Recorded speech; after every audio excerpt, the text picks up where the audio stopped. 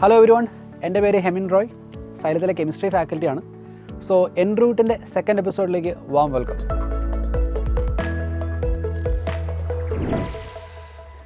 Comment സെഷനിലൊക്കെ കുറേ ആൾക്കാർ ചോദിച്ച ഒരു കാര്യമാണ് കെമിക്കൽ എഞ്ചിനീയറിംഗിനെ കുറിച്ചൊരു വീഡിയോ ചെയ്യാവുന്നു.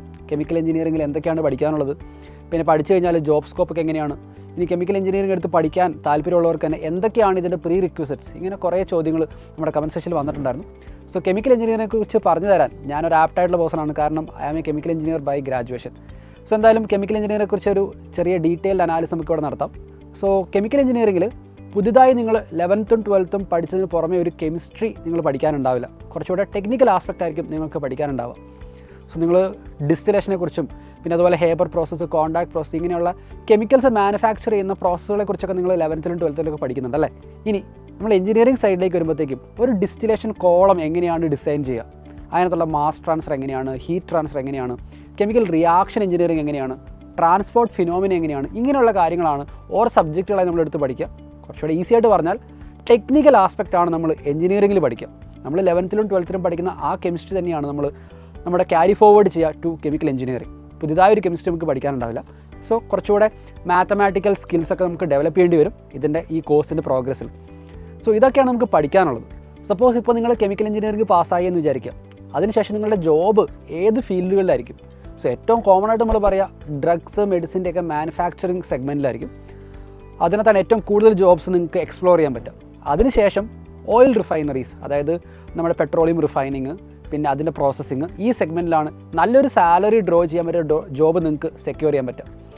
ഓയിൽ റിഫൈനറീസ്, പിന്നെ അതുപോലെ തന്നെ BPCL, HPCL ഇങ്ങനെയുള്ള പബ്ലിക് സെക്ടർ കമ്പനീസിൽ നിങ്ങൾക്ക് എന്തായാലും ഒരു ജോബ് കിട്ടാനുള്ള ചാൻസ് വളരെ കൂടുതലാണ്. അതിന് പുറമേ ഉണ്ട് മെറ്റലർജിക്കൽ ആപ്ലിക്കേഷൻസ് ഉണ്ട്, ഫാർമസ്യൂട്ടിക്കൽ കമ്പനികളുണ്ട്, അതുപോലെ തന്നെ ബയോടെക്കിൻ്റെ പല ബ്രാഞ്ചുകളിലേക്കും കെമിക്കൽ എഞ്ചിനീയറിങ്ങിൻ്റെ ഓപ്ഷൻസ് നിങ്ങൾക്ക് എക്സ്പ്ലോർ ചെയ്യാൻ പറ്റുന്നതാണ്. ഇന്ത്യയിൽ മാത്രമല്ല, ഇനി മിഡിൽ ഈസ്റ്റ് കൺട്രീസിലേക്കാണെങ്കിലും നിങ്ങൾക്ക് ഡെഫിനറ്റ്ലി ഒരു ഹൈ സാലറി ഡ്രോ ചെയ്യാൻ പറ്റുന്നൊരു ജോബ് നിങ്ങൾക്ക് എബ്രോഡ് നിങ്ങൾക്ക് സെക്യൂർ ചെയ്യാൻ പറ്റും. ത്രൂ കീം നിങ്ങൾക്ക് ഏതൊക്കെ കോളേജുകളിലേക്ക് കെമിക്കൽ എഞ്ചിനീയറിങ്ങിന് അപേക്ഷിക്കാം അതുകൂടെ നമുക്ക് ചെക്ക് ചെയ്യാം.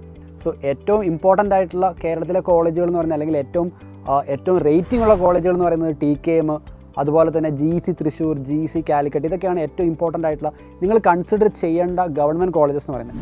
അതുപോലെ തന്നെ സെയിൻറ്റ് ഗിറ്റ്സ്, അമൽ ജ്യോതി അങ്ങനെയുള്ള സെൽഫ് ഫിനാൻസിങ് കോളേജുകളിലേക്കും നിങ്ങൾക്ക് കീം ത്രൂ നിങ്ങൾക്ക് അപ്ലൈ ചെയ്യാം. നിങ്ങൾക്കൊരു ഡൗട്ട് എന്ന് പറയുന്നത്, സാർ കെമിക്കൽ എഞ്ചിനീയറിംഗ് പാസ്സായ ശേഷം ജോബ് സ്കോപ്പൊക്കെ എങ്ങനെയാണ്? ഞാൻ കുറേ ഓപ്ഷൻസ് പറഞ്ഞു. നിങ്ങൾക്ക് ജോബ് ഓപ്പർച്യൂണിറ്റീസ് ഉണ്ട്. അതുപോലെ തന്നെ നിങ്ങൾക്ക് ഫ്യൂച്ചർ റിസർച്ച് ഓറിയൻറ്റഡ് ആയിട്ട് നിങ്ങൾക്ക് പോകാൻ താല്പര്യമുണ്ടെങ്കിൽ ആ രീതിയിലുള്ള ഓപ്പർച്യൂണിറ്റീസ് നിങ്ങൾക്ക് വളരെ അധികമാണ്. ഇപ്പോൾ നിങ്ങൾക്കറിയാം ബാബ ആറ്റോമിക് റിസർച്ച് സെൻറ്റർ, അതുപോലെ തന്നെ IIScയിലേക്കും IISTയിലേക്കുള്ള ഫെലോഷിപ്പ് പ്രോഗ്രാമുകളൊക്കെ നമുക്ക് കെമിക്കൽ എഞ്ചിനീയറിംഗിൻ്റെ ഫർദർ സ്റ്റഡീസായിട്ട് നിങ്ങൾക്ക് മുമ്പോട്ട് കൊണ്ടുപോകുന്നത് തന്നെയാണ്. സോ ഈ കോളേജുകളൊക്കെ, ഇപ്പോൾ ഞാൻ നേരത്തെ പറഞ്ഞ കോളേജുകളൊക്കെ നിങ്ങൾക്ക് കീം ത്രൂ അപ്ലൈ ചെയ്യാൻ പറ്റുന്ന കോളേജുകൾ തന്നെയാണ്. ഈ കാര്യങ്ങളൊക്കെ നിങ്ങളുടെ മനസ്സിലുണ്ടാവട്ടെ. സോ കെമിക്കൽ എഞ്ചിനീയറിംഗിനെ കുറിച്ചുള്ള ഒരു ഓവറോൾ ഐഡിയ നിങ്ങൾക്ക് ആയെന്നറിയാം. എന്നാലും നിങ്ങൾക്ക് എന്തെങ്കിലും ഡൗട്ടുകളുണ്ടെങ്കിൽ നമ്മുടെ കമൻറ്റ് ബോക്സിൽ പറയാം. മറ്റൊരു എഞ്ചിനീയറിംഗ് ബ്രാഞ്ചിനെ കുറിച്ചുള്ള ഒരു വീഡിയോ ആയിട്ട് നമുക്ക് അടുത്ത എപ്പിസോഡിൽ കാണാം. All the best.